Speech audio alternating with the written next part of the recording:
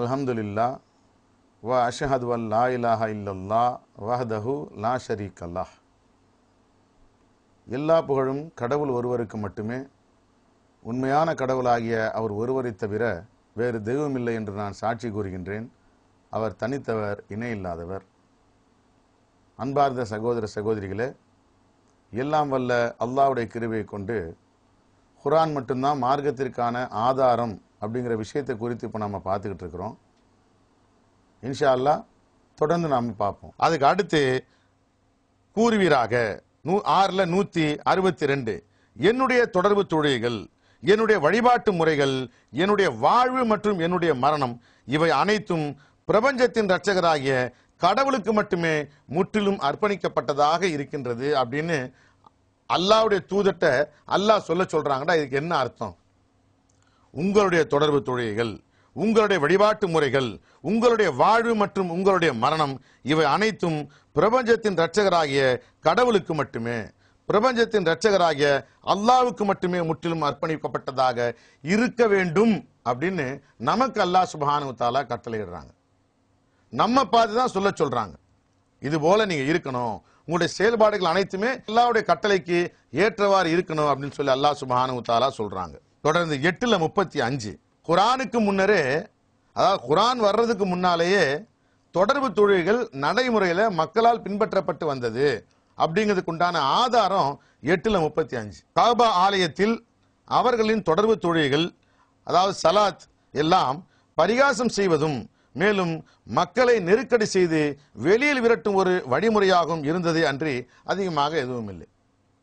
கிண்டல் பண்றது, மக்களை டிஸ்டர்ப் பண்ணி வெளியே தோறது, இதுதான் அவனுடைய தொழுகையா இருந்துச்சு. ஆகையால் உங்களின் நம்பிக்கையின்மைக்கான தண்டனையை நீங்கள் அனுபவிங்கள். இப்படிலாம் செஞ்சா அது நம்பிக்கையின்மையா போயிருது, அதுக்கான தண்டனை உங்களுக்கு கிடைக்கும் சொல்லி அல்லாஹ் எச்சரிக்கை செய்யறாங்க. அதுக்கு அடுத்து கவனிக்கணும் 10:87 நாம் மூசாவிற்கும் ஹாரூனிற்கும் தற்போதைக்கு எகிப்தில் உள்ள உங்களது வீடுகளை பராமரித்துக் கொண்டு உங்களுடைய வீடுகளையே ஆலயங்களாக ஆக்கிக் கொள்ளுங்கள், மஸ்ஜிதுகளாக ஆக்கிக் கொள்ளுங்கள், வழிபாட்டு ஸ்தலங்களாக ஆக்கிக் கொள்ளுங்கள், மேலும் தொடர்பு தொழில்களை பேணி வாருங்கள், நம்பிக்கை கொண்டவர்களுக்கு நற்செய்தி வழங்குங்கள் என்று உள்ளுணர்வு அளித்தோம். இந்த வசனத்தின் மூலமாக நமக்கு தெரியக்கூடிய செய்தி என்னங்க? மூசாவும் ஹாரூனும் தொழுதாங்க. மூசாவும் ஹாரூனும் முகமது நபிக்கு முந்தினவங்க. முகமது நபி தான் இந்த ஹதீஸ்கள் சொல்ற மாதிரி மெஹராஜ் அன்னைக்கு இரவுல விண்ணுலக பயணம் போய் அல்லாஹ்விடத்துல தொழுகையை வாங்கிட்டு வந்தாங்க அப்படிங்கிற கருத்து உண்மையாக இருக்குமே ஆனால் மூசாவுக்கும் ஹாரூனுக்கும் தொழுறதுக்கு யார் கத்து கொடுத்தா? இவர் தான் போறாரு, அல்லாஹ்விடத்துல 50 வேளை தொழுகையை வாங்குறாரு, திரும்ப வரும்போது மூசா தடுக்கிறாரு, நம்முடைய உம்மத்தை தாங்க மாட்டாங்கன்னு சொல்றாரு, திரும்ப போறார் 45, 40, 35, 30, 20, 15, 10, 5 5 வேலையை வாங்கிட்டு வரும்போது மூசா இதே வார்த்தையை திரும்ப சொல்றாராம். 5 வேளை தொழுகை கூட நம்முடைய உம்மத்தை தாங்க மாட்டாங்க, இதுக்கு மேல போய் அல்லாஹ்ட்ட கேட்கறதுக்கு எனக்கு வெக்கமா இருக்குன்னு சொல்லிட்டு வந்ததாக ஒரு ஹதீஸ் இவங்க சொல்றாங்க. எவ்வளவு மட்டமான சிந்தனை பாருங்க. தன்னுடைய படைப்பினமான மனித இனம் 50 வேளை தொழுகையை தாங்க மாட்டாங்க அப்படிங்கிறது அல்லாஹ்வுக்கு தெரியாத மாதிரியும், அதை வாங்கிட்டு வர முகமது கூட அது தெரியாதுங்கிற மாதிரியும் மூசாவுக்கு தான் தெரியுது மனிதர்கள் தாங்க மாட்டாங்கன்னு.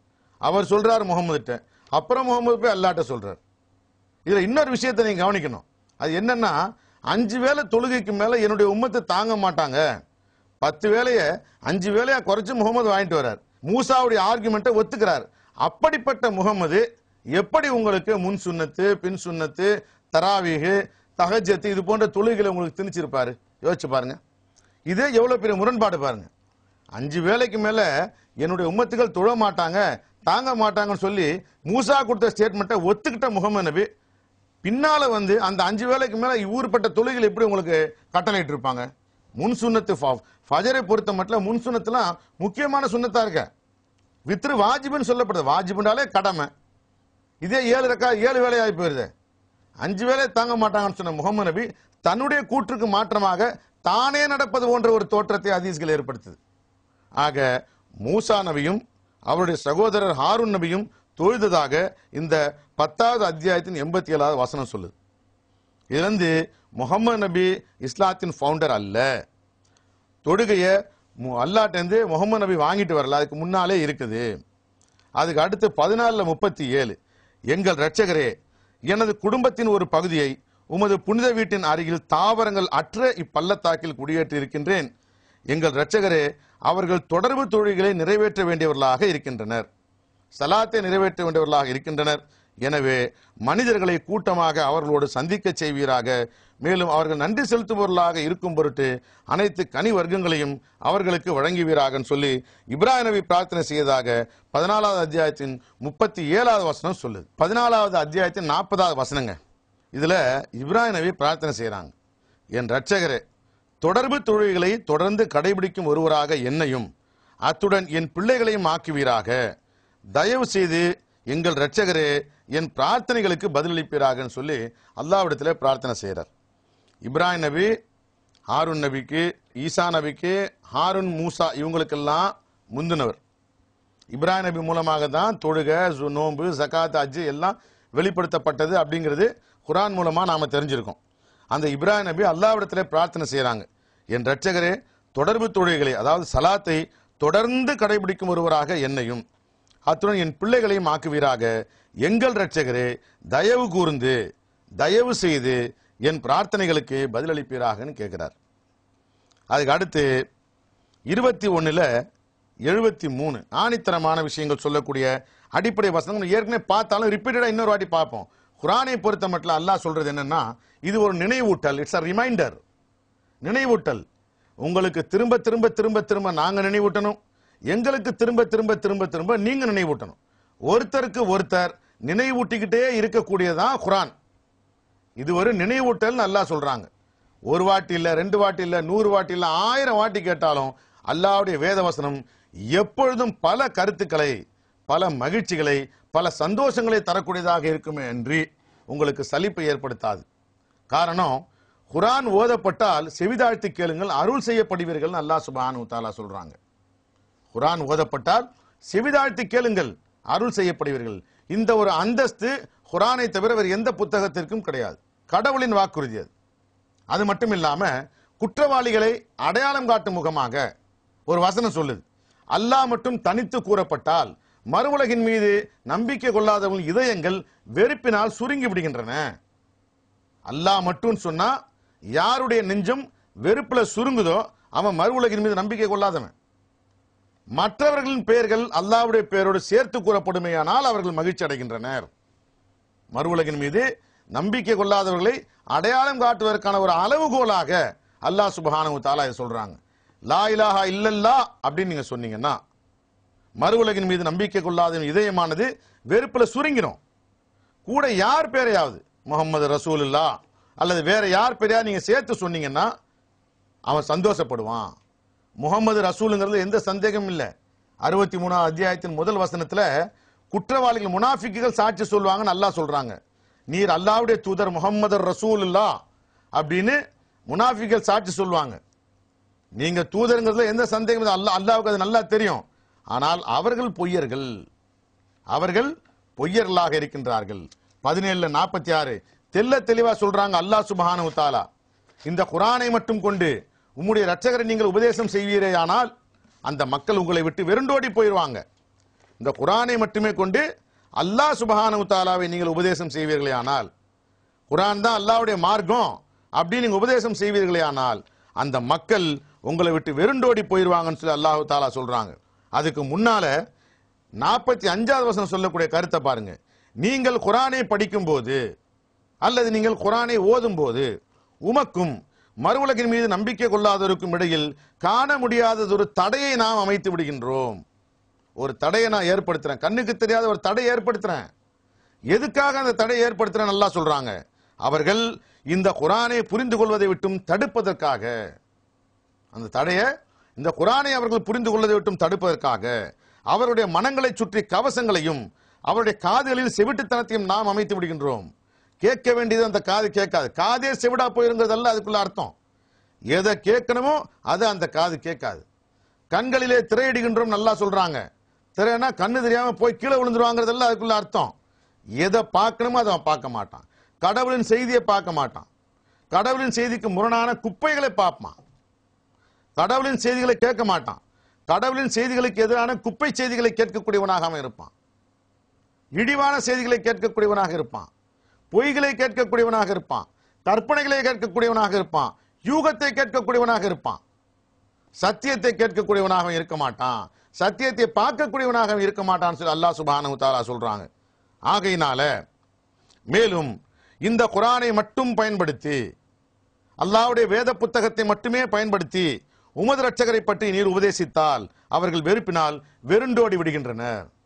குர்ஆன் மட்டும் சொன்னவன எவன் வெறுப்புல வெருண்டோடி போறானோ நல்லா தெரிஞ்சுக்கங்க, அவன் மறுவுலகின் மீது நம்பிக்கை கொள்ளாதவன்.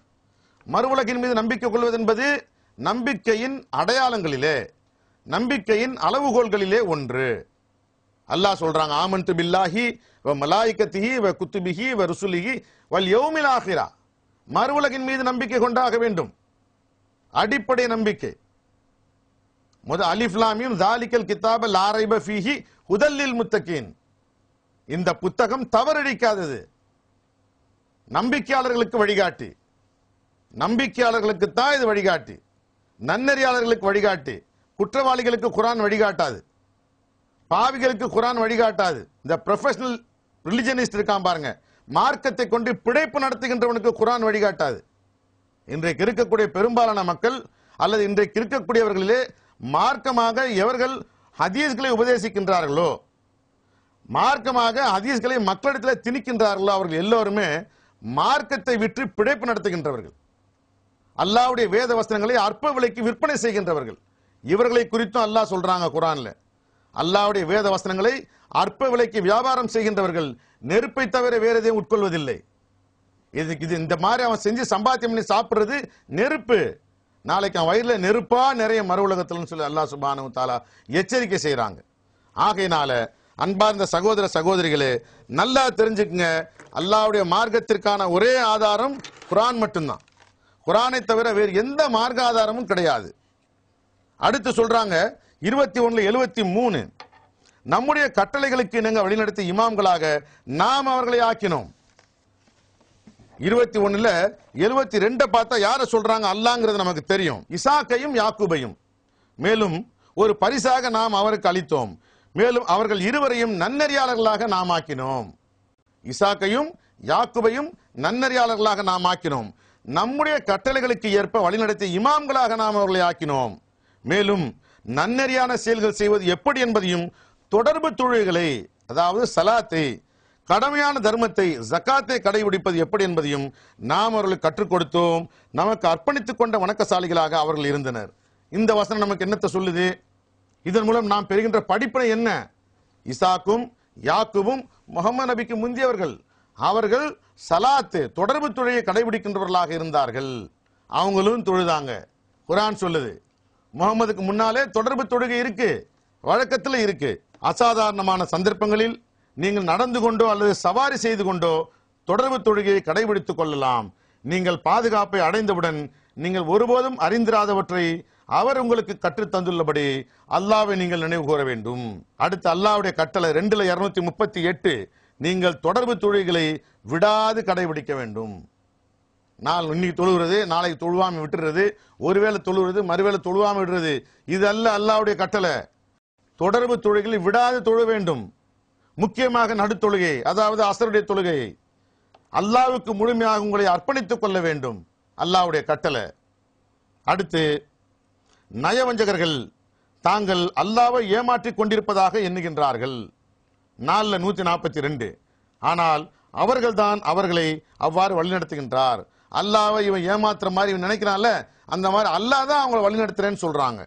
தொடர்பு தொழுகைக்காக அவர்கள் எழுந்து நிற்கும் போது அவர்கள் சோம்பலாக எழுந்து நிற்கின்றார்கள். ஏனெனில் அவர்கள் மக்களுக்கு முன்னால் காட்டிக் கொள்வதற்காக மட்டுமே இதை செய்கின்றார்கள். மேலும் அரிதாகவே அவர்கள் கடவுளை பற்றி நினைக்கின்றார்கள் சொல்லி அல்லாஹ் சொல்றாங்க. அடுத்து 9:54, அவர்கள் செலவு செய்வதை ஏற்றுக்கொள்வதிலிருந்து தடுத்தது எதுவென்றால் அவர்கள் அல்லாஹ்வையும் மேலும் அவருடைய தூதரையும் நம்ப மறுத்தது. மேலும் அவர்கள் தொடர்பு தொழுகையை கடைபிடிக்கும் பொழுது அவற்றை சோம்பலுடன் கடைபிடித்தது. இப்படி தொடர்பு தொழுகை குறித்து ஏராளமான வசனம் இருக்கு. 74:43 அவர்கள் கூறுவார்கள், நாங்கள் தொடர்பு தொழுகையை கடைபிடிக்கவில்லை, குற்றவாளிகளின் ஸ்டேட்மெண்ட். 75:31 ஏனெனில் அவன் தர்மத்தை அன்றி தொடர்பு தொழுகைகளையோ கடைபிடிக்கவில்லை. 77 48 குனிந்து வழிபடுங்கள் என்று அவரிடம் கூறப்பட்டால் அவர்கள் குனிந்து வழிபடுவதில்லை. ருக்கு செய்யுங்கன்னு சொன்னா அவன் ருக்கு செய்யறதில்ல. 107 4 மேலும் தொடர்பு தொழுகைகளை கடைபிடிப்பவர்களுக்கு கேடுதான் அல்லாஹ் சொல்றாங்க பாருங்க. தொழுகிறவனுக்கும் கேடு. எப்படி கேடு? தங்களுடைய தொழுகைகளில் முற்றிலும் கவனமற்றவர்களாக இருப்பவர்கள். எனக்கு என்னன்னு தொழுகிறது, எப்பாவது ஒரு வாடி தொழுகிறது. 3 வகை மனிதர்கள் குறித்து அல்லாஹ் சுப்ஹானஹு வ தஆலா சொல்றாங்க. அதுல நன்னறியாளர்கள். குர்ஆன்ல அல்லாஹ் வாக்களித்திருக்கின்ற அனைத்து பாக்கியங்களையும் நாளைக்கு அனுபவிக்கக்கூடியவங்க அவங்க தான். இந்த உலகத்திலே அவங்க தான் அனுபவிப்பாங்க. இந்த உலகத்தை விட்டு போனதுக்கு பின்னால மறு உலகத்திலே அவங்க தான் அனுபவிப்பாங்கன்னு சொல்லி அல்லாஹ் தஆலா சொல்றாங்க. யார் நன்னறியாளர்கள்? அவர்கள் காண முடியாதவற்றை நம்புவார்கள். கண்ணால் காண முடியாதவற்றை. அல்லாஹ் நம்ம பார்க்க முடியாது, அல்லாஹ் இருக்கிறாங்க நம்பணும், நம்புவாங்க. அவங்க தான் நன்னறியாளர்கள். மலக்குகள் நாம பார்க்க முடியாது, மலக்குகள் இருக்கிறாங்க நம்பணும், நம்புவாங்க. அவங்க தான் நன்னறியாளர்கள். அல்லாஹ் நம்புவாங்க, மலக்குகள் நம்புவாங்க. தொடர்பு தொழுகைகளை கடைபிடிப்பவர்கள், சலாத்தை கடைபிடிப்பாங்க, அவங்க தான் நன்னறியாளர்கள். மேலும் அவர்களுக்கான நம்முடைய வாழ்வாதாரங்களிலிருந்து தர்மம் கொடுப்பார்கள்.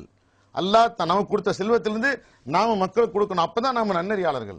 அல்லாஹ் சொல்றாங்க நன்னறி இன்னதென்று விவரிக்கப்பட்டு விட்டது 2:177. நம்ம இது ஏற்கனவே பார்த்துட்டோம்.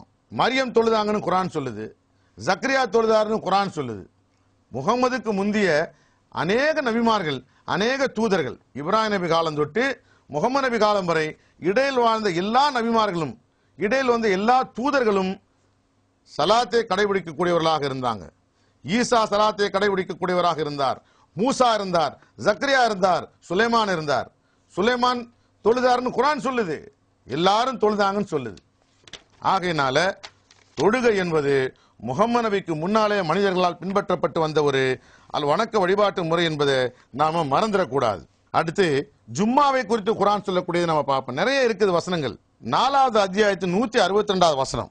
அவர்களுக்கிடையிலே அறிவில் நன்கு ஊன்றியவர்கள் மற்றும் நம்பிக்கையாளரை பொறுத்தவரை அவர்கள் உமக்கு என்ன வெளிப்படுத்தப்பட்டதோ அதையும், மேலும் உமக்கு முன்னர் என்ன வெளிப்படுத்தப்பட்டதோ அதையும் நம்புகின்றார்கள். அவர்கள் தொடர்பு தொழுகைகளை கடைபிடிப்பவர்கள். உமக்கு முன்னர் வெளிப்படுத்தப்பட்டதை நம்புபவர்கள் அல்லாஹ் சொல்றாங்க. ஆனா அவங்க தொடர்பு தொழுகையை கடைபிடிப்பாங்கன்னு சொல்லுது குர்ஆன். அப்ப என்ன அர்த்தம்? முன்னர் வெளிப்படுத்தப்பட்ட வேதத்திலே நிச்சயமாக தொடர்பு தொழுகைகளை கடைபிடிக்க வேண்டும் என்ற கட்டளை இருந்திருக்கு. தொடர்பு தொழுகை கடைபிடிக்கப்பட வேண்டும் என்ற கட்டளை எந்த புத்தகத்தில் இல்லையோ அந்த புத்தகம் கடவுளால் வெளிப்படுத்தப்பட்ட புத்தகமாக இருக்க முடியாது. பைபிள்னு சொல்லப்படக்கூடிய புத்தகத்துல தொடர்பு தொழுகை பற்றிய குறிப்பு இல்லையா, அது கடவுளால் வெளிப்படுத்தப்பட்டது அல்ல. ஏன்னா அல்லாஹ் சொல்றாங்க அவர்கள் உமக்கு என்ன வெளிப்படுத்தப்பட்டதோ அதையும், உமக்கு முன்னர் என்ன வெளிப்படுத்தப்பட்டதோ அதையும் நம்புகின்றார்கள். தொடர்பு தொழுகைகளை கடைபிடிப்பவர்கள், கடமையான தர்மத்தை கொடுப்பவர்கள், அல்லாவின் மீதும் இறுதி நாளின் மீதும் நம்பிக்கை கொள்பவர்கள். இத்தகையவர்களுக்கு நாம் ஒரு மகத்தான வெகுமதி வழங்குவோம்.